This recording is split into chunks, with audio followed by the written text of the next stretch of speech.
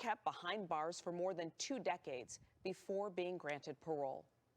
And now to a stunning reversal, rewriting history. 2 of the 3 men convicted of assassinating Malcolm X are cleared of the crime. Thank you for staying with us. I'm Glenda Lewis.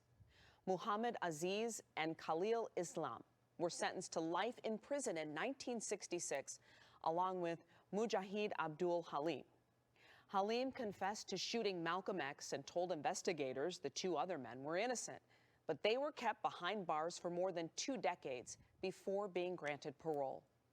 And now, a nearly 2-year-long investigation finding the authorities involved in the case withheld evidence that was favorable to the late Islam, who died in 2009, and Aziz, who's now 83 years old.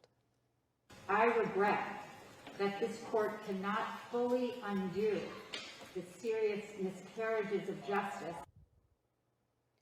After today's reversal, there are still questions about the real killers. An attorney who represents Malcolm X's daughter is calling for a congressional review. And here in Detroit, many people who've worked to preserve Malcolm X's legacy in our community also want to see justice. It was here where the civil rights leader changed his name from Malcolm Little to what we know him as today. 7 Action News reporter Kim Russell spoke with local leaders about the next steps. This home on William Street in Inkster was up for demolition, but people teamed up to save it because it was the home of civil rights leader Malcolm X. Malcolm lived here. This is part of our history, the city of Inkster's history. Duan Lin is one of the co-founders of the project We Hope, Dream, and Believe with Aaron Sims. They plan to renovate the home of Malcolm X and turn it into a museum. I'm proud. I would like to change the name, have an honorary name change of the street. It was in that house in Inkster that Malcolm made the transition from Malcolm Little to Malcolm X.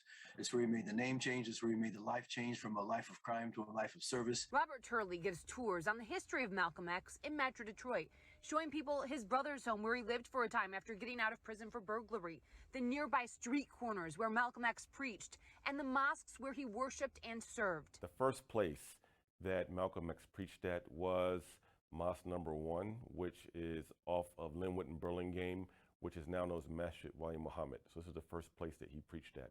Similarly, this is the first place that I preached at when I moved to the city of Detroit, and I was one of the imams at that mosque for a number of years. Dawood Walid is the executive director of the Council on American Islamic Relations Michigan chapter.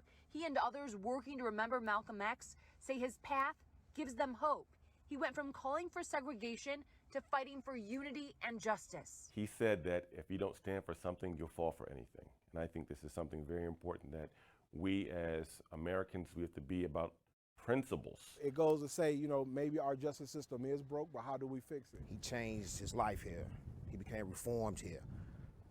This is that type of city to become reformed in. As they witness the injustice of these wrongful convictions, they're hoping that this place in the future is a place where people learn to fight for justice in Malcolm X's honor. In Inkster, Kim Russell, 7 Action News.